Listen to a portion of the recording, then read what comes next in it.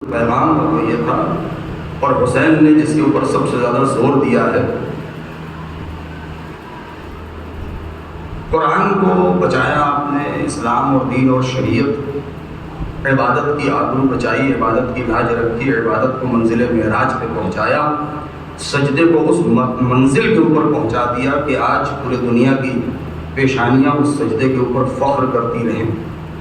لیکن امام نے کہیں پر بھی صرف کسی ایک مذہب، ایک دھرم کو لے کر کے اعلان نہیں کیا، بلکہ آپ نے یہ اعلان کیا کہ ہر انسان جو اس دنیا میں پیدا ہوا ہے اسے جینے کا حق ہے،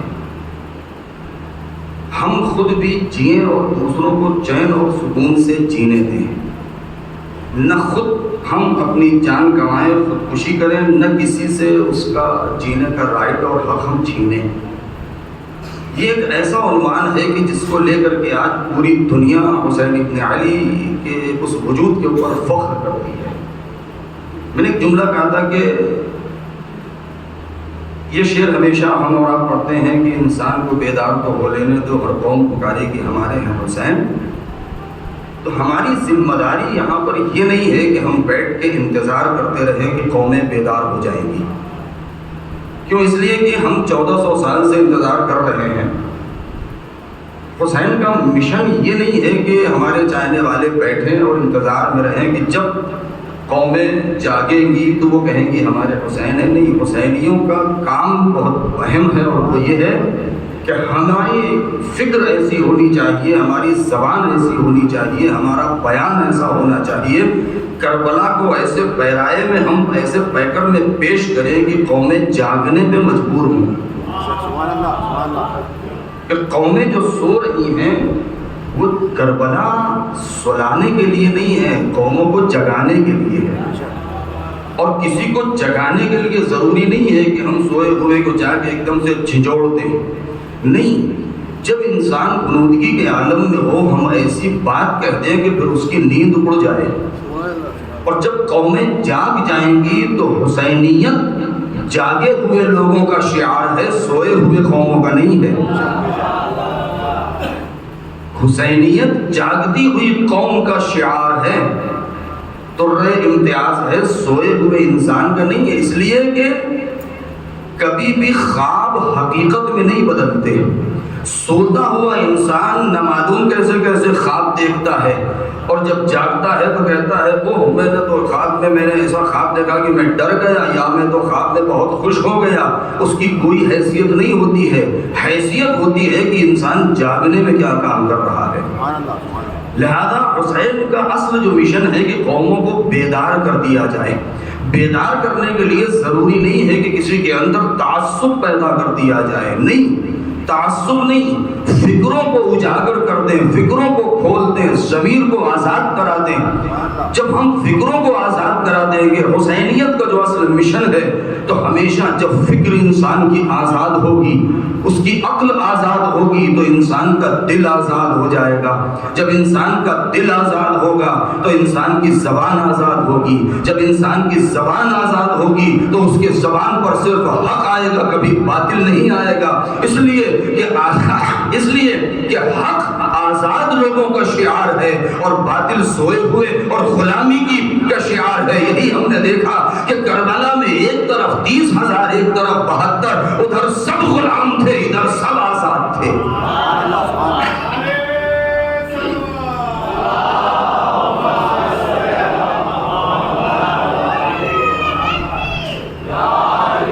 ادھر سب غلام تھے، ادھر سب آزاد تھے۔ اور اس کی سب سے بڑی دلیل کیا ہے کہ ادھر سب غلام تھے، ادھر سب آزاد تھے؟ اور اس کی دلیل سب سے بڑی یہ ہے کہ ادھر ابن زیاد نے دھمکی دی ہوئی تھی کہ اگر کوئی نہ گیا تو اس کو پیسہ نہیں ملے گا، اس کی نوکری چلی جائے گی، اس کا گھر تباہ ہوگا، اس کو قتل کیا جائے گا، اس کی ناموس پامال ہوگی۔ ادھر حسین چراغ بجھا کے کہہ رہے ہیں ہمیں تمہاری کوئی ضرورت نہیں ہے، تم چلے جاؤ۔ اس کا مطلب کیا ہے؟ ادھر خوف اور لالچ کی غلامی میں لوگ جکڑے ہوئے تھے، ادھر آزادی کا احساس کرنے کے بعد حسین کے اوپر جان دینے کے لیے تیار تھے۔ تو اگر ہم نے بس اب یہاں تک میں جو مقدمے میں لایا ہوں، میں ایک جملہ جو اہم پیغام ہے آج کی مجلس کا چلتے چلتے میں کہتا تھا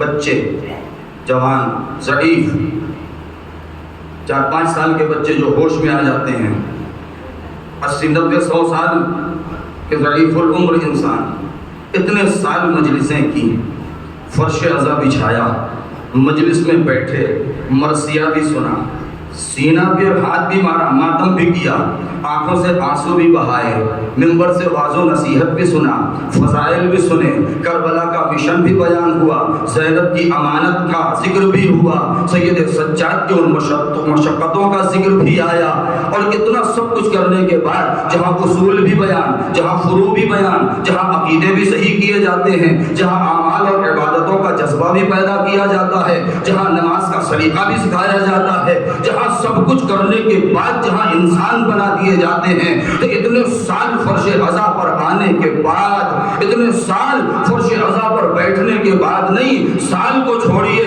صرف 2 مہینے 8 دن کو لے لیجئے، ہم نے چاند رات سے یہ مجلسیں برپا کرنا شروع کی ہیں، 8 ربیع الاول تک یہ ہمارا پروگرام چلتا ہے، ہمیں رات میں سوتے ٹائم یا 9 ربیع الاول کو ہمیں اس بات پر غور کرنا ہوگا کہ ہم یہ دیکھیں کہ چاند رات سے لے کر کے 8 ربیع الاول کی شام تک ہمارے اندر کوئی تبدیلی آئی ہے یا نہیں آئی ہے، اگر تبدیلی آئی ہے تو ہم نے عبادت کیا ہے، اگر چینجنگ نہیں آئی ہم نے رسم نبھایا ہے، عبادت نہیں کیا ہے۔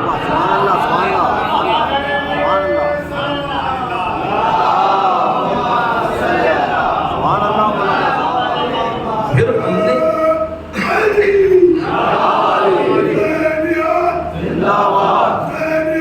زندہ باد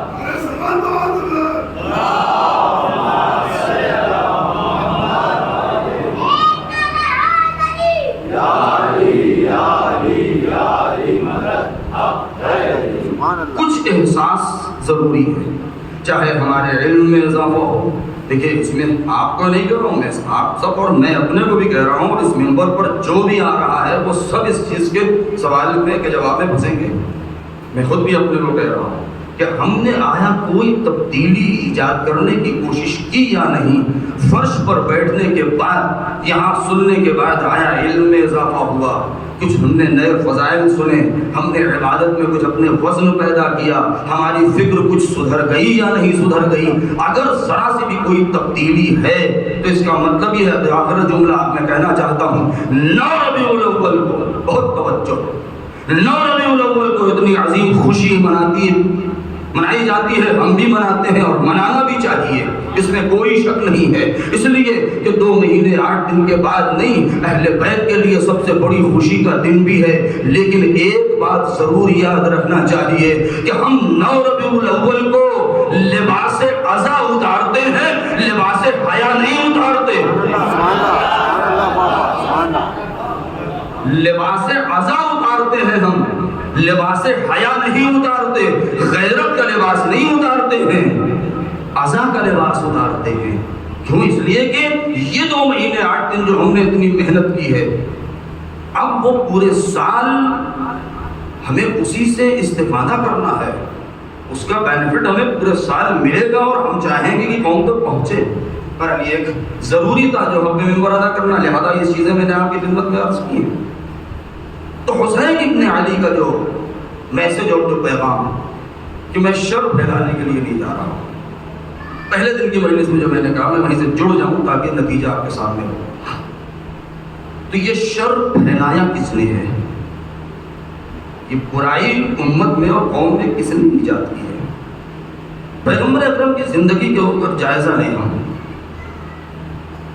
پیدائش کے وقت سے لے کر کے 5 سال اور اس کے بعد پھر 8 سال کی عمر، اور 8 سال کی عمر وہ ہے کہ جس میں دادا کا بھی انتقال ہو جاتا ہے جناب عبد المطلب کا، اور والد تو پیدا ہونے سے پہلے ہی دنیا سے گزر چکے تھے، سنہ کام الفیل میں ولادت ہوئی ہے، اور اس کے بعد والد جناب عبداللہ پہلے ہی گزر چکے تھے، پیغمبر نے اپنے باپ کو دیکھا ہی نہیں، اور اس کے بعد پھر 8 سال کی عمر میں دادا جناب عبد المطلب گزر گئے، 8 سال کی عمر سے جناب ابو طالب نے اپنے دامن عقوبت میں ان کو جگہ دی ہے اور سرپرستی کی ہے اور پرورش کی ہے، اور اس کے بعد پھر کب تک؟ 25 سال کی عمر تک، یہاں تک کہ 25 سال کے جناب پیغمبر اکرم ہوئے، جناب خدیجہ الکبریٰ سلام اللہ علیہا سے شادی ہوئی،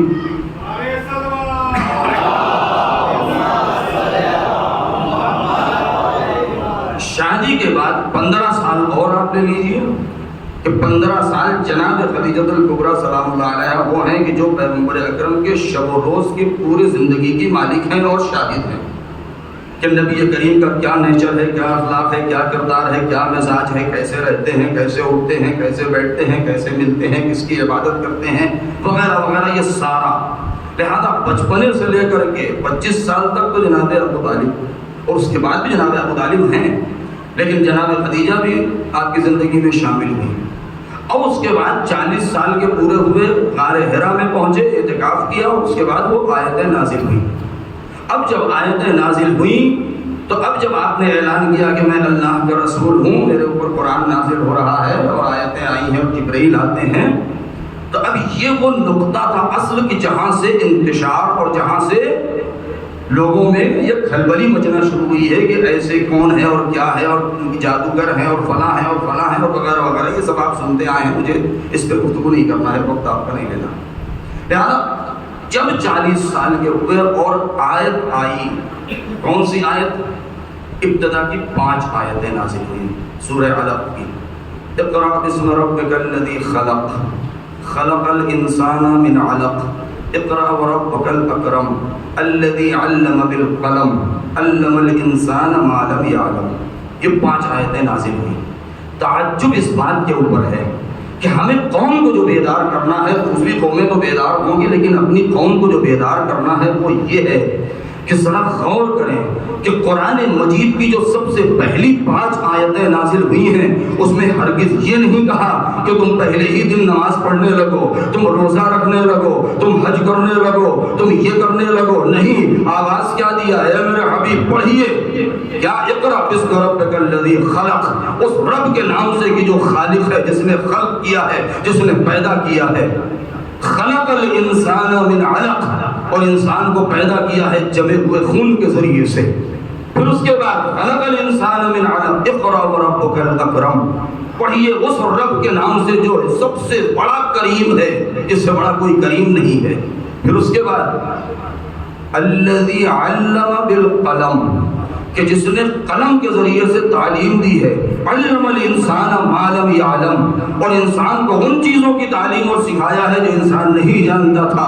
تعجب اسی بات کے اوپر ہے کہ قرآن کا نزول شروع ہوا تو پہلی 5 آیتیں نازل ہوئی تو خلقت کا تذکرہ ہے، قلم کا تذکرہ ہے، علم کا تذکرہ ہے، لیکن آج مسلمان اسی میدان علم میں سب سے پیچھے نظر کیوں آتے ہیں؟ اس کا راز یہ ہے کہ جب دنیا والوں نے، مسلمانوں نے اور نبی کے اصحاب نے، یا یہ کہا جائے کہ بعد کے مورخین اور سیرت نگاروں نے جب پیغمبر کی سیرت کو لکھنا شروع کیا تو یہ بھول گئے وہی کہنے والے کہ جو ہمیشہ یہ کہتے رہے کہ ارے ہمیں تو کسی چیز کی ضرورت نہیں ہے، ہمارے لیے قرآن کافی ہے، ہم قرآن سے ہر کچھ سیکھ لیں گے۔ ارے خاک سیکھا ہے تم نے قرآن سے؟ قرآن پہلے ہی آیت میں یہ کہہ رہا ہے کہ وہ مالک کہ جس نے قلم سے سکھایا ہے انسان کو، اس انسان کو وہ کچھ سکھایا کہ جو انسان نہیں جانتا تھا۔ تمہارے سامنے قرآن کی پہلی آیت جس میں علم کا تذکرہ، جس میں قلم کا تذکرہ، اور تم نبی کو جاہل بتا رہے ہو۔ یعنی یہ پہلا حملہ پیغمبر اکرم کے اوپر، پہلا حملہ کہ ابتدا میں یعنی قرآن کافی ہے، اور قرآن میں سب سے پہلی آیتیں جو نازل ہوئی اس میں قلم کا ذکر ہے، اس میں علم کا ذکر ہے، اور کہتے ہیں اب ذرا خود سوچیں، سنتے آئے ہیں آپ مجالس میں، جب اپنے دن آیا آپ کا کہ پیغمبر تو نہ پڑھنا جانتے تھے نہ لکھنا جانتے تھے، معاذ اللہ وہ نبی کہ جس کو نبی پروردگار نے بھیجا، یعلمہم الکتاب والحکمہ، کہ جو کتاب بھی پڑھائے اور حکمت بھی پڑھائے۔ تو ایک ان پڑھ آ رہا ہے ہم کو پڑھانے کے لیے۔ اب میں جملہ کہوں کہ آج پوری دنیا میں کہیں کہیں بھی، جہاں کہیں بھی، چاہے سویڈن میں ہو، چاہے ہالینڈ میں ہو، چاہے فرانس میں ہو، چاہے امریکہ میں ہو، چاہے جرمنی میں ہو، چاہے ہمارے ملک میں ہو، چاہے کہیں بھی ہو، جہاں بھی ہو، قرآن کی بے حرمتی، پیغمبر اکرم کی سیرت اور ان کے ذات کی بے حرمتی، شان رسالت میں گستاخی، یہ جو ہو رہی ہے یہ گستاخی یہ کس بنا پر ہو رہی ہے؟ بہت توجہ۔ پوری تاریخ شیعت پر جتنی بھی روایات ہیں، تاریخ احادیث ہیں، ان کا جائزہ لیں۔ یہ سیرت، یہ شریعت جو ہمیں اہل بیت کے ذریعے سے ملی ہے، اس میں کہیں ایک جگہ بھی کوئی ایسی چیز نہیں ملتی جہاں معاذ اللہ نبی کو مجنون کہا گیا ہو، دیوانہ کہا گیا ہو، جاہل کہا گیا ہو۔ ہمیشہ دستور جنہوں نے نبی کی شان میں گستاخیاں کی ہیں، نبی کی شان کو نیچے گرایا ہے اور ان کی شان کو گھٹایا ہے، آج جب دشمن اسی چیز کو لے کر کے ہمارے سامنے آتا ہے تو آج پوری دنیا میں واویلا مچ جاتی ہے۔ سوال یہ ہے کہ ان کو بہانہ دیا کس نے ہے کہ وہ قرآن کی بے حرمتی کرے؟ یہ کس نے اپنی کتابوں میں اس چیز کو لکھا ہے؟ یہ وہی ہے کہ جو پیغمبر اکرم کی حیثیت کو نہیں پہچانتے تھے، کہ جو نبی کے اوپر ایمان لائے صرف اس لیے ایمان لائے کہ نبی کے بعد انہیں کوئی مقام مل جائے گا، کوئی پوسٹ مل جائے گی، کہیں کے گورنر بن جائیں گے، کہیں کے وزیر بن جائیں گے، کہیں کے کچھ بن جائیں گے، لیکن جو اہل بیت کہ جو نبی کا حصہ ہیں۔ اب بات آ گئی، میں جملہ کہوں، زیارت جامعہ کبیرہ، تسلیم امام کی زیارت، تسلیم امام نے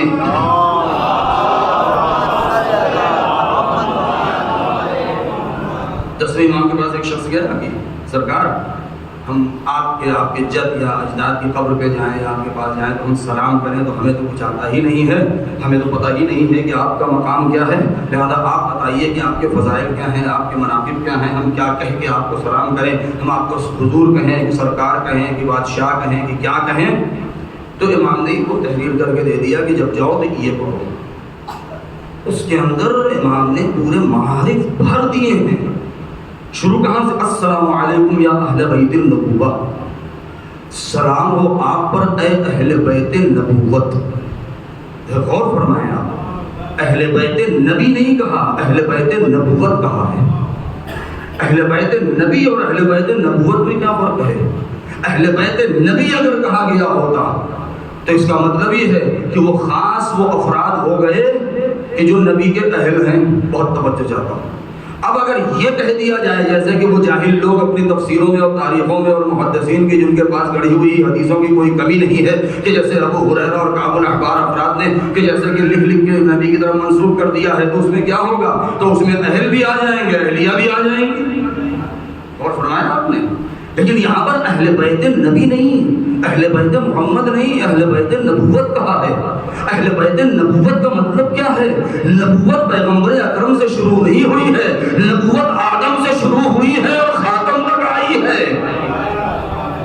جب آدم سے شروع ہوئی ہے اور خاتم تک آئی ہے تو پھر اب یہ پنجتن پاک جن کو ہم کہتے ہیں، یہ علی فاطمہ حسن اور حسین جو اہل بیت پیغمبر ہیں، یہ اب اہل بیت نبوت ہو گئے۔ جب اہل بیت نبوت ہو گئے تو اب یہ آدم کے بھی اہل بیت ہیں، نوح کے بھی ہیں، ابراہیم کے بھی ہیں۔ یہی وجہ ہے کہ جب ہم ائمہ کو سلام کرتے ہیں تو آدم کا وارث بھی کہتے ہیں، نوح کا وارث بھی، عیسیٰ کا وارث بھی کہتے ہیں۔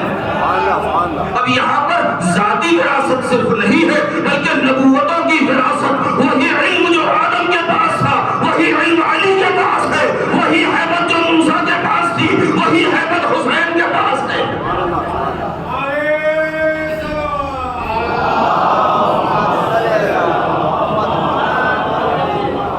میں اس منزل پر لے جانا چاہتا ہوں کہ اہل بیت نبوت حدیث کے ساتھ ہم اور آپ پڑھتے ہیں ہمیشہ، میں ٹھہر ٹھہر کے گفتگو کر رہا ہوں، کیا پڑھتے ہیں؟ جب پانچوں جمع ہو گئے اور اس کے بعد نبی نے مولالی فرماتے ہیں، صدیقہ طاہرہ فرماتی ہیں کہ اخذ ابی رسول اللہ بطرف الکسا وقوم بیدہ الیمنی الی السماء، کہ نبی نے چادر کے دونوں کونوں کو پکڑ لیا، زور سے دبایا اور اپنے داہنے ہاتھ سے آسمان کی طرف اشارہ کیا۔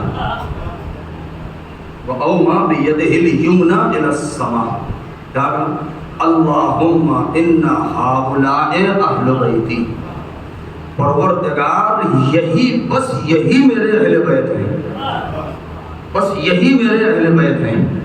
پھر کیا فرمایا؟ حامتی و خاصتی و حامتی، یہ میرے خاص ہیں، یہ میرے حامی ہیں، میرے مددگار ہیں، میرے ناصر ہیں۔ لیکن اس کے بعد کا جملہ بہت اہم ہے۔ اب بعد میں آنے والے لوگوں نے نہ معلوم کون سا قلم تراشا تھا، نہ معلوم کون سی فکر تھی، نہ معلوم ایسی کون سی فضیلت انہوں نے پڑھ لی تھی کہ بہت لوگوں کو کوشش کیا کہ اس کے اندر داخل کر دیں کہ فلاں بھی اہل بیت میں، فلاں بھی اہل بیت میں۔ یہ پانچ میں آپ نے کیسے مخصوص کر دیا؟ گھر والے سب اہل بیت میں۔ اہل بیت کا مطلب بیت کا مطلب گھر، اہل کا مطلب رہنے والے، تو گھر میں سب رہنے والے۔ نبی نے اسی نزاکت کا خیال رکھتے ہوئے آپ نے ایک جملہ اور فرمایا، ہؤلاء اہل بیتی و خاصتی و عامتی۔ اگر یہیں پر چپ ہو گئے ہوتے تو اہل میں سسر بھی آ جاتے، سالے بھی آ جاتے، بیویاں بھی آ جاتی، لیکن نبی نے ایک جملہ کہا، عامتی و خاصتی، لحمہم لحمی و دمہم دمی۔ ان کا گوشت میرا گوشت، ان کا خون میرا خون۔ لحمہم لحمی و دمہم دمی، ان کا گوشت میرا گوشت، ان کا خون میرا خون۔ لہذا اب سبب نسبی رشتوں کو نبی نے کہہ دیا ہے۔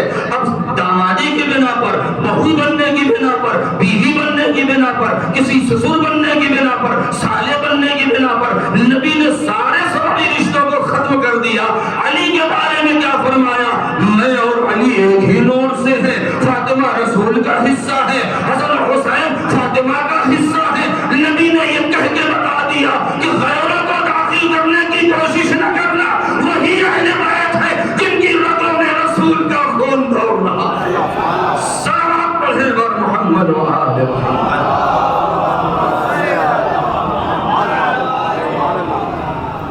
شب جمعہ ہے، کسی کے ساتھ ضرور پڑھیں، مگر ان چیزوں پہ غور کریں تاکہ بہت سی باتیں واضح ہو جائیں۔ اب اگلے اسٹیپ میں آگے، اب یہاں سے جو سلسلہ شروع ہوا، میں نے جو کل چھوڑا تھا غدیر، کہ غدیر اسلام کی جوانی، کہ نبی نے پرچم اسلام کو اس بلندی پہ پہنچا دیا۔ اب اس کے بعد میں نے شاید اس سے پہلے فتح گڑھ میں شاید پڑھا تھا، یہ حدیث میں دوہرا دوں تاکہ میں بات آگے بڑھاؤں۔ جب غدیر کا سوال آتا ہے، وقت نہیں ہے، بڑی تیزی سے جا رہا ہے، میں کبھی کبھی کہتا ہوں جب میں ممبر پر بیٹھتا ہوں تو گھڑی تیز چلنے لگتی ہے۔ ایک صلوات پڑھیں اور محمد و آل محمد۔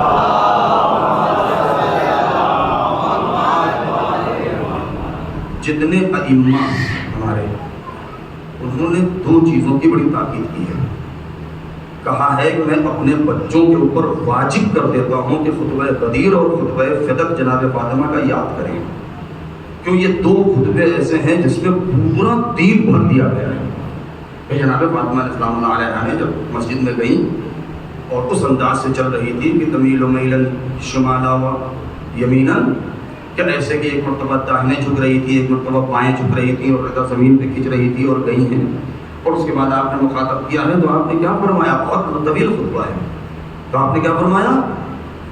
سامنے جو موجود تھے انہیں کو، کہ تم ہی کہتے ہو نا کہ تمہارے لیے قرآن کافی ہے، کہ بہت بڑا خطبہ ہے، لیکن یہ بتاؤ، میں تم سے بنت محمد پوچھ رہی ہوں کہ جس کے چادر کے نیچے قرآن نازل ہوا ہے، میں تم سے پوچھ رہی ہوں یہ بتاؤ کہ اگر تمہارے لیے قرآن کافی ہے تو بتاؤ قرآن میں کہاں لکھا ہے یبن ابی قحافہ افی کتاب اللہ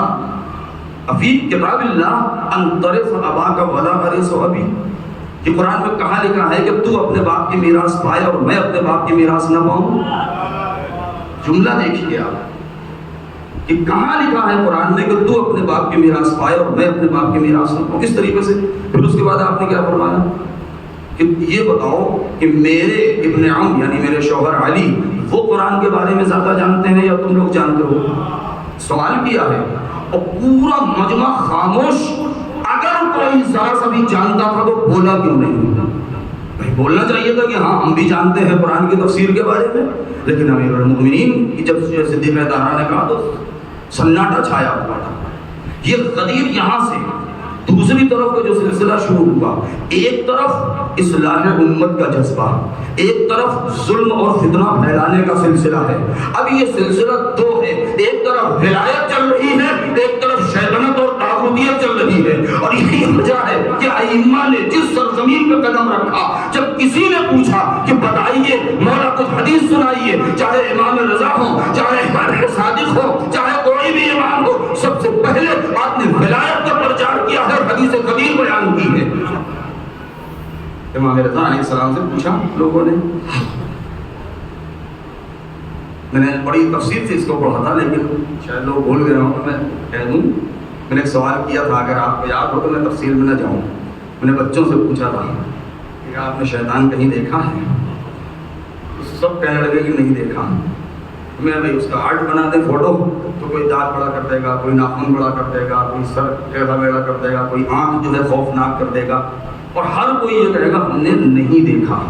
مگر امام نے ہمیں دکھا دیا ہے. اب اس کے بعد آپ چاہے جتنی تصویریں بنا لیں, اور بہت معتبر روایت ہے. آٹھویں امام سے کسی نے پوچھا مولا یہ بتائیے کہ غدیر کی اہمیت کیا ہے؟ بہت میں کھل کے اس کو پڑھتا ہوں لیکن میں بہت شارٹ میں بس ایک جملے میں. تو امام نے کیا فرمایا؟ آپ کا غدیر کو سمجھنا چاہتے ہو؟ کہاں والا؟ تو آپ نے جملہ ارشاد فرمایا, مثل, بہت توجہ سے سن لیجیے گا, مثل المؤمنین فی قبولہم لولاد امیر المؤمنین. نہیں, میں تو ٹھہر جاؤں, میں وہ جملہ پھر کہہ دوں کہ اب آج کے بعد سے آپ کو شیطان کو ڈھونڈنے میں پرابلم نہیں ہوگی. آپ ہر قدم پہ آپ کو اگل بغل ملتے ہی رہیں گے. آپ ایک مرتبہ یوں ہاتھ بڑھائیں گے 10 کو گھیر لیں گے. نبی امام نے کیا فرمایا؟ مثل المؤمنین فی قبولہم لولاء امیر المؤمنین فی یوم غدیر خم کمثل الملائکۃ فی سجودہم لآدم فی ملکوت السماوات. تمہیں پہچاننا ہے, تمہیں غدیر کو سمجھنا ہے. روز غدیر علی کی ولایت کا اقرار کرنا مومنوں کے لیے بالکل ویسے ہی ہے جیسے آسمان پر فرشتوں کو سجدہ تھا آدم کے لیے. سارے فرشتوں نے سجدہ کیا, ایک نے انکار کیا, وہ شیطان بن گیا. اب جو غدیر کا انکار کرتا جائے,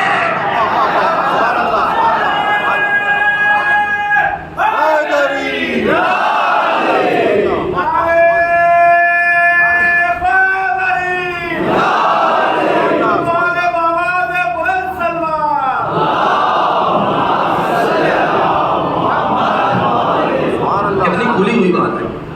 شیطان کا نام شیطان ہے نہیں, شیطان کا اصل نام ابلیس ہے. فسجد الملائکۃ الا ابلیس, فسجد الملائکۃ کلهم الا ابلیس.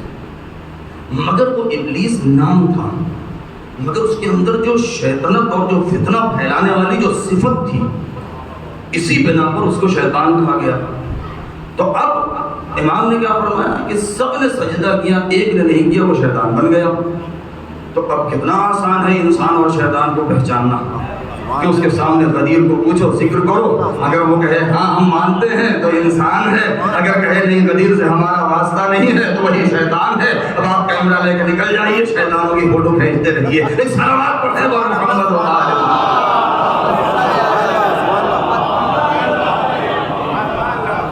غدیر اس حقیقت کا نام ہے.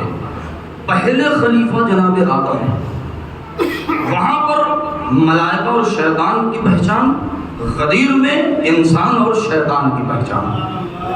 اب ہمیں دیکھنا یہ ہے کہ جو بھی غدیر کے اس خط کے اوپر چلتا رہا وہی حق پرست ہے, اور جو غدیر سے ہٹ کے صحیفہ پہ خط پر چلتا رہا وہی شیطانی ٹولہ ہے. یہ جہاں تک چلا جائے, اور یہی چیز حسین بن علی میدان کربلا میں لے کے آئے تھے کہ ایک طرف ولایت تھی, ایک طرف شیطنت تھی. ایک طرف ولایت تھی, ایک طرف شیطنت تھی. اور یہ ولایت اور شیطنت یہ چلتی رہے گی قیامت تک, آخر تک. قیامت تک کا مطلب یعنی امام کے ظہور تک, اور اس کے بعد پھر وہ پرچم لہرائے گا. لہذا ایک یہ سلسلہ. اب اس کے بعد غدیر کے بعد امیر المؤمنین کو خطبہ پڑھیں. جلدی جلدی اپنی بات کو مکمل کروں. بھائی خطبہ شکشکیہ کیا ہے؟ نہج البلاغہ کا بہت اہم خطبہ. دیکھیں, جب کبھی بھی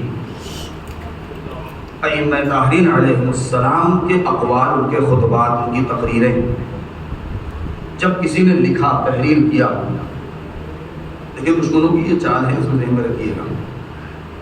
اور اس کے بعد دیکھا کہ اس میں تو اہل بیت کے فضائل ہیں, اس میں تو حقائق اور حقیقتیں بھری ہوئی ہیں, اس میں تو کسی کو معراج پہ لے جایا جا رہا ہے. تو فوراً دشمن نے سب سے پہلا جو حربہ استعمال کیا وہ یہ کہ کہتے نہیں یہ تو علی کا ہے ہی نہیں. لہٰذا نہج البلاغہ کے بہت سارے خطبوں میں خطبہ شکشکیہ وہ جس کے بارے میں بہت زیادہ اعتراضات, نہیں یہ جی ان کا نہیں ہے. خطبہ شکشکیہ کیا ہے؟ جناب عبداللہ ابن عباس اور ایک شخص اور ہے, وہ آیا مولا کے پاس اور کہا کہ حضور کچھ بیان کیجئے. مولا نے ٹالنے کی کوشش کی, لیکن جب ضد کیا شروع ہو گئے. یہاں تک کہ وہ حقائق بیان کر رہے تھے، وہ خطیب نہج البلاغہ وہ علی کہ جس کے ہونٹوں کو چوم کے فصاحت بن گئی، کہ جس نے اگر گفتگو نہ کیا ہوتا تو آج ممبر خطیب کے لیے ترس گیا ہوگا، کہ جس نے بولنا سکھا دیا ہے دنیا کو، وہ علی کہ جس سے بڑا خطیب دنیا میں گزرا نہیں ہے۔ جب بولنا شروع کیا ہے تو جب دیکھا کہ اب وہ سمندر ہے جو ٹھاٹھے مار رہا ہے اور علی کے زبان اور ذہن سے وہ سیلاب مٹ رہا ہے معارف کا، تو اس کو روکنے کے لیے درمیان میں ایک شخص کھڑا ہو کے سوال پوچھنے لگا۔ مولا خاموش ہو گئے، اس کے سوال کا جواب دیا۔ پھر عبداللہ ابن عباس کہتے ہیں کہ مولا پھر سے بیان کیجئے، تو آپ نے کہا ہذا شقشقہ، بس یہ ایک شقشقہ تھا کہ جو بیٹھ گیا۔ شقشقہ کسے کہتے ہیں؟ آپ نے اونٹ کو دیکھا ہوگا، اونٹ جب ہیجانی کیفیت میں آتا ہے تو اردو میں کہتے ہیں بلبلانا، کہ جس کے گوشت کے دو لوتھڑے نکل آتے ہیں اور اس کے بعد جب وہ ٹھنڈا ہوتا ہے تو پھر وہ سکون میں آ جاتا ہے۔ تو امیر المومنین کہتے ہیں کہ میرے اندر ایک ہیجانی کیفیت تھی کہ مجھے بیان کرنا تھا، اس میں آپ نے کیا فرمایا؟ مجھے پورا خطبہ نہیں پڑھنا، سنتے آئے ہیں آپ، یہ سب تکراری باتیں ہیں آپ کے لیے ریپیٹ ہو رہی ہیں۔ وَلَقَدْ تَقَمَّصَهَا، کہ اس نے میرے لیے اپنے بات کے بارے کو کہہ رہے ہیں، رسول کے بعد وہ پہلا انسان، اس نے قمیص سے خلافت کے اس کرتے کو زبردستی اپنے اوپر چڑھا لیا ہے۔ تقمص کا لفظ استعمال کیا ہے، یہ نہیں کہ پہن لیا ہے، کیوں؟ اس لیے کہ جب بڑا بھائی چھوٹے بھائی کا کرتا پہن لے یا چھوٹے بڑے بھائی کا پہن لے تو وہ فٹ نہیں آتا ہے۔ اگر چھوٹا ہو اور بڑا پہن لے تو بھی اٹپٹا لگے گا، اور اگر چھوٹا بڑے کا پہن لے تب بھی عجیب سا لگے گا۔ تو کہتے ہیں کہ زبردستی اس خلافت کی قمیص کو اپنے بدن پہ چڑھا لیا ہے، جبکہ انہ یعلم، وہ جانتا تھا، ان محلی منها محل القطب من الرحا ينحدر عني السيل ولا يرقى الي الطير۔ اس کے بعد آخر چل کے کہتے ہیں وہ کہ فتفقت عن ارضي بين ان اصول بيد جزاء او اصبر على تخية عمياء فصبرت وفي العين قضاء وفي الحلق الشجا۔ عجیب جملہ ہے کہ جہاں فضائل بھی ہیں مسائل بھی ہیں۔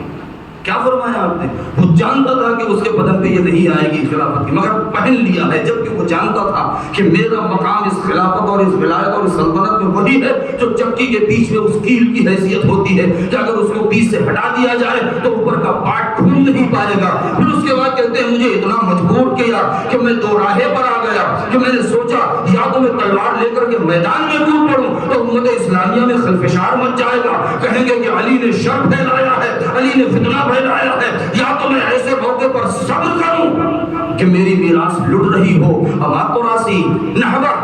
پھر اس کے بعد میں نے صبر کیا اس حالت میں کہ میرے آنکھ میں کانٹا چبھا ہوا تھا، میرے گلے میں ہڈی اٹکی ہوئی تھی۔ یہ علی نے درد دل بیان کیا ہے، لہذا اس انداز سے آپ نے اپنا دفاع کیا ہے۔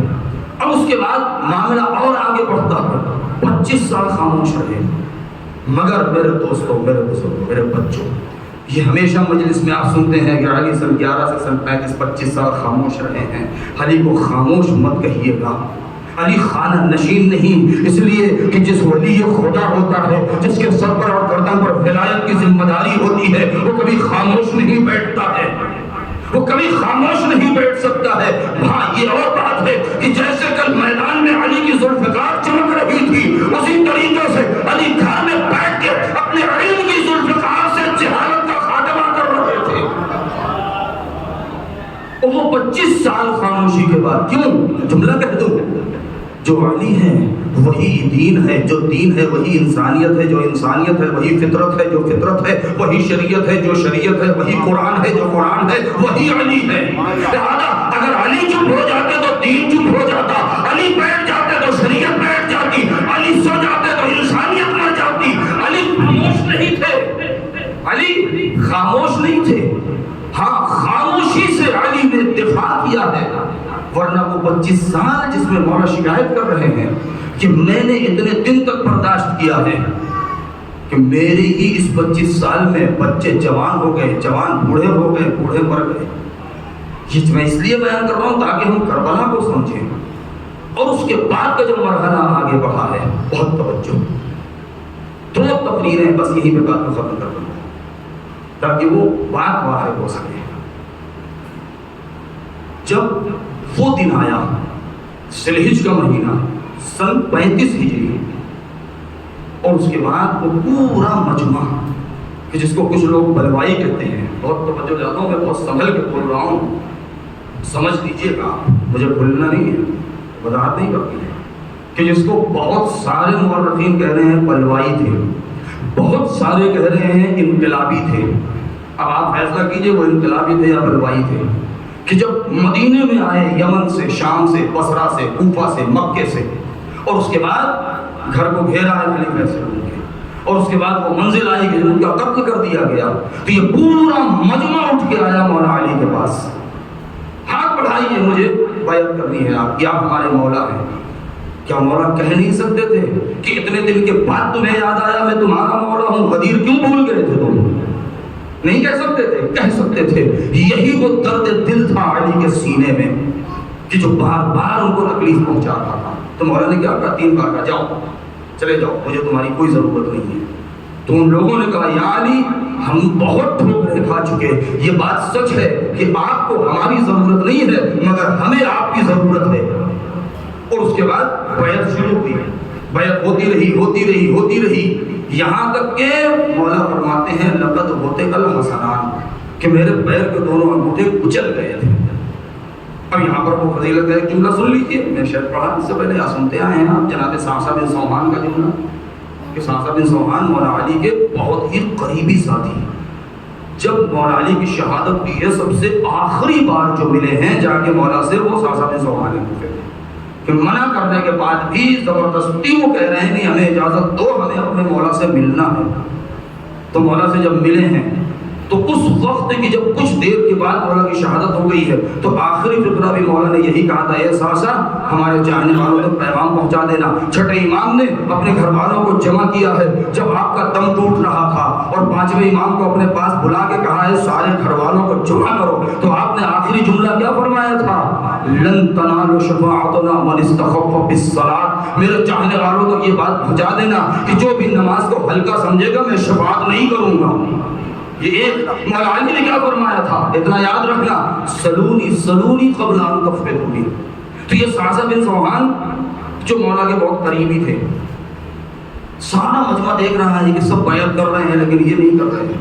لوگوں کو تعجب ہوا کہ ان کو تو سب سے پہلے چھلانگ لگا کے آگے جانی چاہیے تھے اور مولا کے ہاتھ کو پکڑ کے چومنا چاہیے تھا اور کہنا چاہیے تھا کہ مبارک ہو آپ کو خلافت، لیکن جب سارے ہزاروں لوگوں نے بیعت کر لی ہے تب دیکھا کہ وہ اس بلندی سے آئے ہیں۔ جب سارا مجمع متوجہ ہو چکا ہے تب علی کے ہاتھوں کو پکڑا ہے اور اپنے سر پر رکھا، اپنے آنکھوں سے لگایا، چوما سینے سے لگایا، اور اس کے بعد پکڑ کے کہتے ہیں اے میرے مولا، اے میرے آقا، اے ولی خدا، اے جانشین پیغمبر، ہم دیکھ رہے ہیں کہ سارے لوگ آگے آپ کو یہ کہہ رہے ہیں یا علی یا علی یا علی آپ کو خلافت مبارک ہو، لیکن میں آج آپ کو خلافت کی مبارکبادی دینے نہیں آیا، میں آج یہ نہیں کہوں گا اے علی خلافت مبارک، میں آج خلافت سے کہنے آیا ہوں اے خلافت تجھے علی مبارک ہو۔ صلوات پڑھے کر محمد و آل محمد۔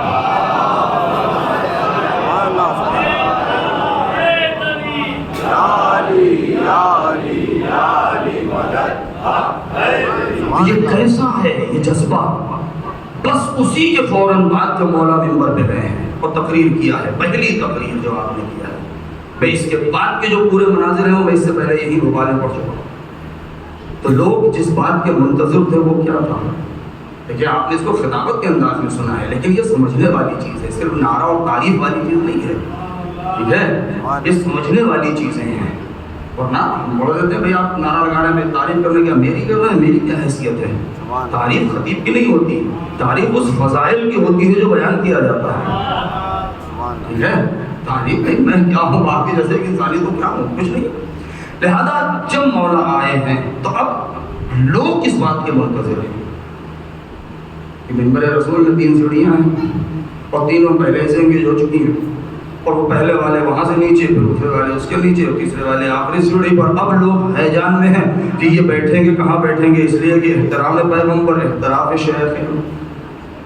شیخ ہیں، لہذا اب لوگ اس میں ہیں کہ بھائی یہ منبر میں بیٹھیں گے یا منبر ہٹایا جائے گا، کرسی لائی جائے گی، کیا ہوگا، یا کھڑے ہو کے تقریر کریں گے۔ اب جب مولا آئے تو سیدھے وہیں بیٹھے جہاں رسول بیٹھتے تھے۔ اگر علی کچھ نہ بیان کرتے فرماتے تو مولا نے اپنی سیرت سے بتا دیا کہ جانشین اسی کو کہتے ہیں جو جہاں اسی جگہ پر بیٹھ جائے.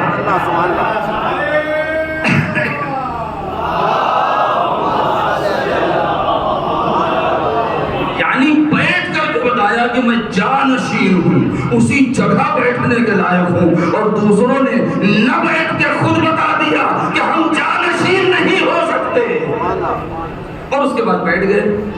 جب تقریر شروع کرنے لگے تو ایک ہمہمہ طاری ہوا, لوگ ایک دوسرے کو کونیاں مار رہے ہیں, اشارہ کر رہے ہیں. تو مولا نے ایک جملہ فرمایا, علامہ جوادی نے تحریر کیا, اس کو نکایا اور مورخین نے, کہ مولا ایک مرتبہ زور سے آپ فرماتے ہیں ما هذه الزجہ, یہ گفتگو کیسی ہے, یہ ہمہمہ کیسا ہے.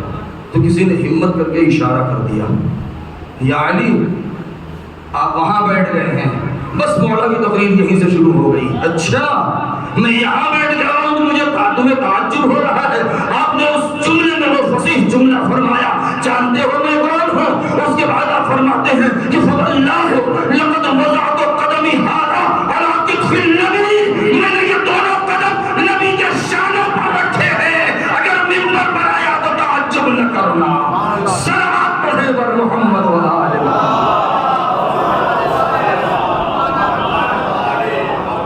یعنی آپ نے لقد وضعت قدمی ھذا, انہی دونوں پیروں کو میں نے رسول کے کندھے پر رکھا ہے.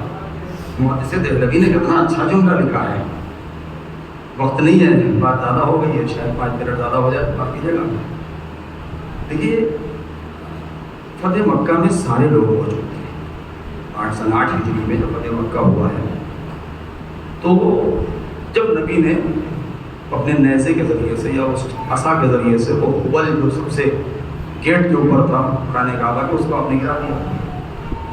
چابی ڈھونڈی گئی, کھولا گیا, اندر گئے. تو اندر جب جانے کے بعد مولا علی ہی کو لے کر کے کیوں گئے. لیکن اگر میں بیان کر پاؤں, اس کو ایکسپلین کر لے جاؤں اور آپ سمجھ جائیں تو وہاں آپ کو ایک لطف آئے گا. مولا علی ہی کو لے کر کے کیوں گئے, یہ بتائیے دوسروں کو لے کے کیوں نہیں گئے.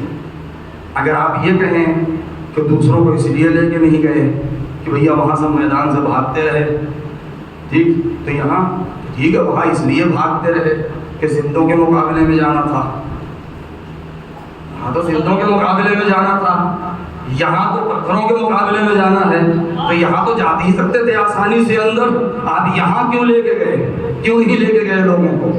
شاید نبی کا جواب یہی ہوگا کہ جو آپ نے کیا فرمایا تھا. یہ جملہ یاد رکھیے گا, نماز جمعہ کے خطبوں میں آپ نے یہ ضرور سنا ہوگا یا مجلسوں میں, کہ جب دشمن کو پسپا کر کے فوج واپس آئی تھی اور اصحاب جمع ہوئے, تو نبی نے کیا فرمایا. بہت سارے زخمی تھے, بہت سارے شہید ہو گئے تھے. تو نبی نے فرمایا تھا, جب لوگوں نے کہا یا رسول اللہ مبارک ہو, ہم جیت گئے, ہم نے جنگ فتح کر لی, تو نبی نے کیا فرمایا, یہ ابھی تم نے جہاد اصغر کیا ہے, چھوٹا جہاد کیا ہے. وعلیکم بالجہاد الاکبر, ابھی تمہارے لیے بڑا جہاد باقی ہے. تو لوگ گھبرا گئے, یا رسول اللہ ہم تو اتنے تیر کھائے, اتنے زخم کھائے, اتنے یہ ہوئے, تھکے بھوکے پیاسے رہے, گھوڑا دوڑایا, اونٹ سے نیچے گر گیا, اور نیزہ چپ گیا, اور کانٹا چپ گیا, اور آپ کہہ رہے ہیں چھوٹا, یہ بڑا پھر کیا ہوگا. تو آپ نے کیا فرمایا, یہ دشمن کے مقابلے میں جا کے لڑنا یہ چھوٹا جہاد ہے, لیکن تمہارے نفس کے اندر جو چھپا ہوا ہے اس سے لڑنا یہ بڑا جہاد ہے. ارے جب وہ چھوٹے جہاد میں بھاگتے نظر آئے تو جن کے دلوں میں بتوں کی محبت چھپی ہوئی تھی, جب نبی کہتے کہ جا کے ان کو توڑ دو تو ان کے مقابلے میں بھاگے, تو جن کے دلوں میں ان کی محبت تھی تو کیسے جا کے توڑ پاتے. یہی وجہ ہے کہ فاتح میدان بھی علی ہے, ابو شکن بھی علی بنے. ایک صلوات پڑھے بر محمد و آل محمد.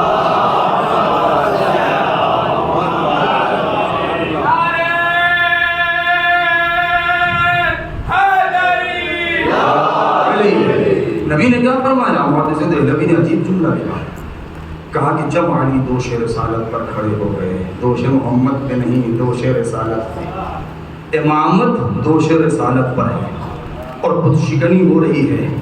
جناب ابراہیم کی وہ دعا قبول ہو رہی ہے کہ جس میں آپ نے دعا کیا تھا وَطَهَّرَ بَيْتِيَ لِلطَّائِفِينَ وَالْعَاكِفِينَ وَرُكَّعِ السُّجُودِ، میرے مالک میرے گھر کو پاک کر دے رکوع کرنے والوں کے لیے، سجدہ کرنے والوں کے لیے، طواف کرنے والوں کے لیے۔ تو جناب ابراہیم نے دعا تب کی تھی، محمد و علی کے ذریعے وہ دعا قبول ہو رہی ہے، کعبے کی تطہیر کی جا رہی ہے۔ تو محدث دہلوی عجیب جملہ لکھتے ہیں کہ ایک مرتبہ نبی حسن میں آ کے کہتے ہیں یا علی یا علی یا اخی یا وصیب یا خلیفتی، اے علی اے علی اے علی، حبذا بحال ما حبذا بحال حبذا خوشا بحال تو کہ بارے حقنی بنی، حبذا بحال ما کہ بارے حقنی کشم۔ اے علی کیا کہنا تمہاری نصیب کا اور قسمت کا کہ تم حق کا کام کر رہے ہو، اور کیا کہنا میری نصیب کا کہ میں حق کا بوجھ اٹھائے رکھنے ہوں۔ سلام پڑھے پر محمد و آل محمد۔ یہی علی جب پہنچے کوفے، اور کوفے میں آخری تقریر یا پہلی تقریر کی ہے، بس یہی سے میں جڑ گیا مصائب سے۔ تو لوگوں سے کیا کہا، مدینے کی وہ تقریر روز بیعت ہے، وہاں کی وہ تقریر آپ نے ایک جملہ کہا ہے، اور یہ بھی نہج البلاغہ میں کیا فرمایا، ہرگز ہرگز لا یقاس بآل محمد من هذه الامت احدا، خبردار کوشش نہ کرنا قیامت تک اس پوری امت میں سے کسی ایک انسان کا بھی مقابلہ آل محمد سے مت کرنا۔ کیوں؟ کیف یسوق بہم من جرت نعمتہم علیہم ابدا، کیسے وہ امتی آل محمد کا مقابلہ کر سکتے ہیں، وہ امتی جو پوری زندگی ان کے باپ دادا اور پرکھے آل محمد کے روٹیوں کے ٹکڑوں پر پلتے آئے ہیں۔ یعنی علی نے جناب ہاشم سے لے کر کے عبد مناف سے اور اپنے زمانے اور قیامت تک امام حجت جو پردہ خیر میں ہے تمام تک اس پورے حقانیت کے اوپر سے پردہ اٹھا دیا ہے کہ آج محمد کا وجود ہے تو یہ کائنات ہے، اگر نہ ہوتا تو یہ کائنات بکھر گئی ہو۔ یہ ہے لہذا پیغمبر اکرم بس میں جڑ گیا، جو میں نے پہلا جملہ کہا تھا، نبی 40 سال کے ہو گئے، اب اعلان رسالت کیا اور غار حرا میں گئے، اور اس کے بعد جب رسول بنے تو بچپنے سے جناب عبد المطلب گواہ ہیں، جناب ابو طالب گواہ ہیں، جناب خدیجہ گواہ ہیں، مولا علی گواہ ہیں، جناب خدیجہ کے بھائی وغیرہ جو تھے مامو خالو جو وہ بھی گواہ ہیں، سب خاندان والے کہ وہ عبادت کرتے رہے پیغمبر۔ لہذا جب کلمہ بھی بنا تو کلمے میں جب اشہد ان لا الہ الا اللہ آیا، جس کو آپ تشہد میں پڑھتے ہیں، تو اس کے بعد آیا اشہد ان محمدًا عبدہ و رسولہ، یعنی اب یہ نہیں کہا کہ رسول ہیں اور بندے ہیں، پہلے بندگی کیا ہے 40 سال تک، پھر رسول بنے ہیں، تو شہادتین میں کلمہ بھی اسی ترتیب سے آیا کہ میں گواہی دیتا ہوں کہ محمد اللہ کے بندے ہیں اور رسول ہیں، یعنی رسالت سے اہم جو منزل ہے وہ بندگی کی منزل ہے، رسالت سے اہم جو عہدہ ہے وہ بندگی کا ہے، اور یہیں پر آپ نے وہ بات ثابت کر دیا کہ نبی نے معجزات دکھائے، درخت کو ہلایا، چلایا، پھرایا، ٹکڑے کیے، چاند کے ٹکڑے کیے، سورج پلٹایا وغیرہ وغیرہ، پتھر کو اٹھایا، اس نے کلمہ پڑھنا شروع کر دیا، یہ ساری باتیں۔ تو کیا ہوا، دنیا معجزہ دیکھ رہی ہے، اور اس معجزے کو دیکھنے کے بعد کیا ہے، اگر چاہتی تو خدا مان لیتی، نہیں ماننا چاہا تھا، مگر نبی نے جب یہ محسوس کیا، علی نے جب یہ محسوس کیا کہ ہمارے کرامات اور فضائل اور کمالات کو دیکھ کے یہ ہمیں ہماری منزل سے اوپر الوہیت کی منزل میں لے جانا چاہتے ہیں، تو اسی وقت آپ نے سر سجدہ خالق میں رکھ دیا ہے کہ ہمارا مقام وہ نہیں ہے، ہم اس بلندی پر اگر ہے تو اس سر جھکانے کی وجہ سے ہے۔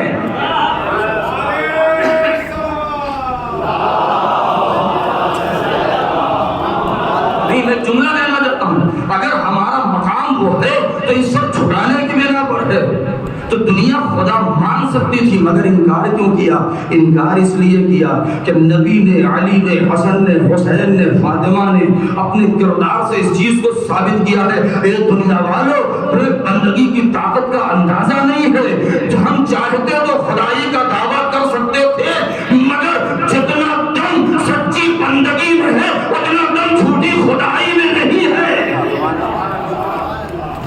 حسین ابن علی اگر دعویٰ کر دیتے تو کون ہے جو خدا نہ مانتا، لیکن نہیں، بندگی کو اس معراج پر پہنچانے کے لیے حسین کربلا میں آئے. بس آزاد رہو. معراج انسانیت جہاں پر خون شمشیر کے اوپر کامیاب ہو جائے، جہاں پیاس پانی کے اوپر غالب آ جائے، جہاں 6 مہینے کا بچہ اس 30,000 کو رلا دے اور خود ہنس دے، وہ ہے کربلا. جہاں وقت نہیں ہے، میں بہت ساری چیزیں سوچ کے آیا تھا، ذہن میں تھا. مثلا شب عاشور امان نامہ آیا، آپ نے سنا. میں نے سوچا تھا جناب ابو فضل عباس کی کچھ فضائل اس خطبے سے وہ کر کے میں آپ کے میں پڑھوں گا.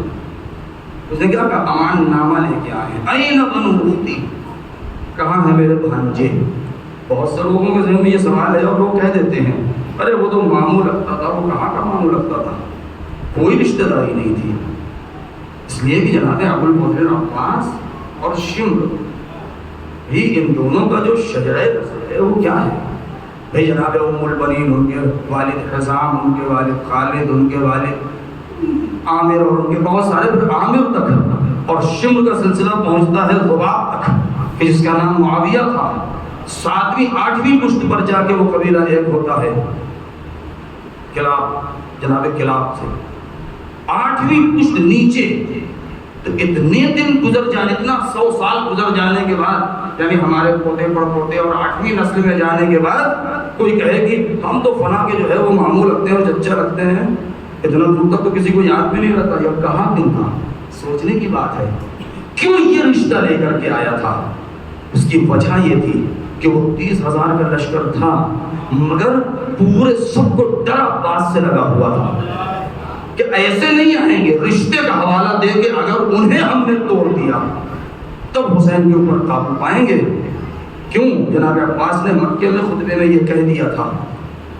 مجھے پورا خطبہ نہیں، میں چھوڑ رہا ہوں، آخری ایک جملہ کہوں مصائب کے لیے کہ جو میں نے کل آپ کے سامنے بیان کیا کہ آپ نے کہا کہ اگر مشیت نہ ہوتی خدا کی، میرے مولا کی، تو میں تمہارے اوپر شکاری باز کے طریقے سے جیسے پرندوں اور چھوٹے چڑیوں کے اوپر ٹوٹ پڑتے میں تمہارے پر ٹوٹ پڑتا، لیکن میں چپ ہوں اس لیے کہ میرے مولا نہیں چاہتے. آخر میں کیا کہتے ہیں؟ اچھا تمہیں حسین کو قتل کرنا ہے، ان تک پہنچنا ہے، تو میں تمہیں ایک راستہ بتاتا ہوں. اتنا یاد رکھنا، جب تک ابو طالب زندہ تھے اور جب تک علی زندہ تھے، ابو طالب زندہ تھے اور میرے باپ علی تھے، تب تک رسول کا کوئی کچھ بگاڑ نہیں سکا. اتنا یاد رکھنا، جب تک میں زندہ ہوں میرے مولا حسین کا کوئی کچھ بگاڑ نہیں سکتا.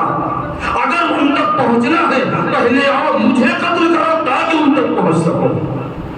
یہ جملہ لوگوں کے دشمنوں کے کانوں میں گونج رہا تھا، اسی لیے شب عاشور یہ چال چلی گئی کہ عباس کو وہاں سے توڑ دیا جائے.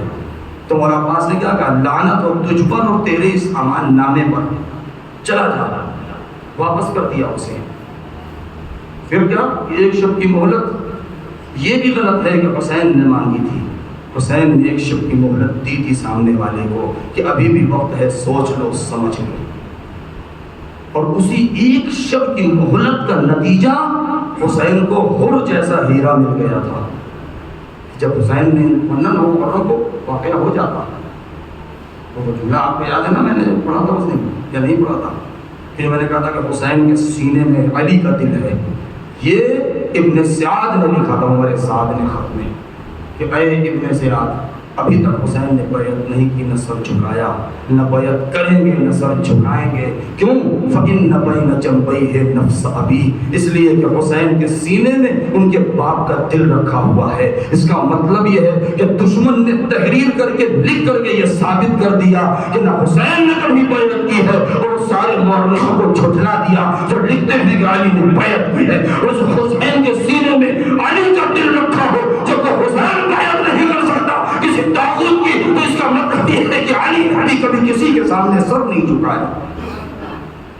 یہ حسین نے کربلا میں واضح کر دیا. بس اب یہ قافلہ جو چلا ہے کربلا سے، کتنی سخت منزلیں ہیں، کتنا عجیب عالم ہے یہ قافلہ جو چل رہا ہے جگہ جگہ قدم قدم سید سجاد جناب زینب. ایک سوال آپ سے کروں میں، روڈ کے اوپر اگر پولیس کسی کو گرفتار کر کے لے جا رہی ہے، کیا کسی میں ہمت ہے جا کے اس سے پوچھے کہ بھائی تمہارے کیا خطا ہے، تم نے کیا کیا ہے جو تم کو باندھ کے لے کے جا رہے ہیں؟ پہلی بات تو کوئی پوچھے گا نہیں. اگر کوئی پترکار میڈیا والا کوئی چلا جائے تو وہ بولے گا نہیں، اس لیے کہ مجھے شرم آئے گی، یا بہت بولے گا میں تو کہے گا کہ بھائی ہم ایک خطا ہیں، ہم کو ایسے ہی پکڑ لیا. لیکن سید سجاد زنجیروں میں جکڑے ہیں، جناب زینب بے مبنا چادر ہاتھ باندھے ہیں، مگر جب بھی کسی نے پوچھا ہے کہ آپ کون ہیں، اپنا پورا شجرہ بتایا ہے. یہ بھی بتایا ہے کہ ہم کون ہیں، کس لیے آئے ہیں، ہمارے باپ کو قتل کیا ہے، کس نے قتل کیا ہے، کیوں قتل کیا ہے. یعنی یہ جو پرچار ہو رہا ہے اسی کے انقلاب کے آثار نمودار ہوئے تھے. جو میں نے یاد ہوگا آپ کو پہلے خمسے میں جو میں نے زندگی کا یہاں پڑھا تھا، اس میں کہ جب دربار یزید میں جب انقلاب کے آثار آئے تھے تو یزید نے کہا تھا کہ ابن زیاد جھوٹا ہے. ابن زیاد کہہ رہا تھا یزید جھوٹا ہے. کیوں؟ یہودی کہہ رہا تھا عیسائی جھوٹا ہے، عیسائی کہہ رہا تھا یہودی جھوٹا ہے، اور یہ دونوں عمر سعد کے اوپر لاٹ رہے تھے. کیوں؟ اس لیے کہ انقلاب آ رہا ہے. عزادارو ذرا سوچیں کس عالم میں زینب کوفے میں گئی ہیں. روئیں آپ. یہ کوفے اور شام کے جو مسائل ہیں نا، یہ بہت سخت ہیں، بہت المناک ہیں. مسلم کا سر دارالعمارہ پر ہے. آپ ذرا تصور کریں کیسے دیکھا ہوگا سید سجاد نے، کیسے دیکھا ہوگا زوجہ مسلم نے، کیسے دیکھا ہوگا کہ بچے ناپید ہیں، بچے کہاں گئے پتہ نہیں ہے. بعد میں خبر مل رہی ہے کہ بچوں کو فرات کے کنارے قتل کر دیا گیا. بتانے والے یہ بتا رہے ہیں کہ مسلم کے پیر میں رسیاں باندھ کے یہاں کے پرازل اور حواش کوفے میں کھینچ رہے ہیں. کیا یہ آسان ہے سن لینا؟ اسی کوفے میں جہاں زینب بے شہزادی تھی، اسی کوفے میں بے مبنا و چادر ہے. آپ جانتے ہیں کوفے میں اور شام میں زیادہ مسائل نہیں پڑھوں گا. ابن زیاد نے یزید کے حکم سے، اور یزید نے خود شام میں 6 چیزوں کا حکم دیا تھا. ان میں سے 3-4 چیزیں کیا ہیں آپ جانتے ہیں؟ انسان سر پیٹ لے اپنا، ایک دن کے اندر اتنی تیزی سے چلایا قافلے کو کہ ننھے ننھے بچے اونٹ کی بلندی سے گر کے شہید ہوتے رہے، قافلہ روکا نہیں گیا. پورے راستے سکینہ ہائے پیاس ہائے پیاس. کتنی مرتبہ پھوپھی سے اور سید سجاد سے اجازت مانگی اور شمر کا ہے شمر مجھے تھوڑا سا پانی دے دے. شمر نے جانوروں کو پانی پلایا اور پانی زمین پہ ڈال دیا. یہ سنا ہے آپ نے؟ کوفے اور شام میں کیا عالم تھا. جب بازار سجایا گیا ہے تو یہ اعلان کیا گیا تھا کہ کوئی بھی انسان پرانا کپڑا پہن کے نہ آئے، سب سج کے نئے کپڑے پہن کے آئے. جگہ جگہ مشکیزے میں صدقاؤں کو کھڑا کیا گیا تھا کہ یہ تماشا دیکھنے والے جو آئیں گے ان میں کوئی پیاسا نہ رہنے پائے. آپ ذرا تصور کریں، ایک طرف یہ اہل حرم ہیں جو پیاس سے بلک رہے ہیں، تڑپ رہے ہیں، اور سامنے صدقہ کھڑے ہیں، مگر یہ سکینہ، مگر یہ امام باقر جو 4 سال کے ہیں یہ پیاسے ہیں، بچے تڑپ رہے ہیں، مگر دوسروں کو تماشا دیکھنے والوں کو پانی پلایا جا رہا تھا، مگر یہ بچے پیاس سے ہائے بھوک ہے اور بالا خانوں سے صدقے کی کھجوریں ڈالی جا رہی ہیں. ہاں ایک جملہ کہوں، شہزادی تھی نا، بھولنے پر بھی استقبال ہونا چاہیے، مگر استقبال کیسا ہو رہا ہے؟ ارے کسی کے ہاتھوں میں ارے جلتے ہوئے انگارے ہیں، کسی کے ہاتھ میں پتھر ہے. آل محمد کا کوفے میں اور شام میں ایسا استقبال ہوا. یہی تو وجہ تھی کہ جب ایک مرتبہ شہزادی زینب اس قافلے کے ساتھ یزید کا سامنا کیا ہے اور دربار میں ایک مرتبہ خان پوش ہٹایا گیا اور حسین کا سر سامنے تھا اور اس نے چوب خیزرہ سے بے ادبی کرنا شروع کیا تو بعض لوگ کھڑے ہو گئے، او یزید اپنی جڑی کو روک لے، میں نے دیکھا ہے رسول انہی لبوں کو چوما کرتے تھے. ارے جب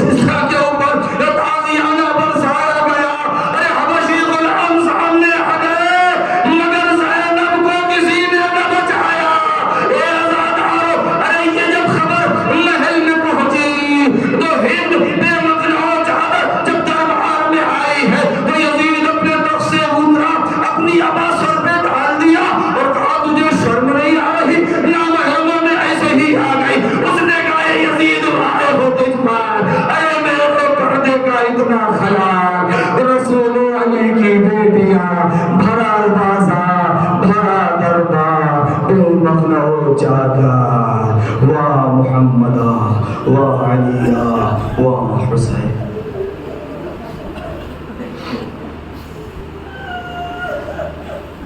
وسيعلم الذين ظلموا أي منقلب ينقلبون ألا لعنة القوم الظالمين. اللهم باسمك العظيم الأعظم العز الأجل الأكرم باسمك يا الله يا الله يا الله يا الله يا الله يا الله يا رحمن يا رحيم يا ذو الجلال والإكرام يا أرحم الراحمين يا غياث المستغيثين. الہی بحق الزہرا وابیہا وبعلہا وبنیہا واستغفر المستغفر فیہا. میرے مالک تجھے واسطہ ہے محمد و آل محمد پہ بہتے ہوئے آنسوؤں کا، محبت اہل بیت کا میرے مالک ہماری اس عبادت کو قبول فرما. پروردگار ہمارے والدین تمام مومنین کے گناہوں کو بخش دے. ہمارے نسلوں میں اور ہمارے آئندہ آنے والی ذریت میں محبت اہل بیت اور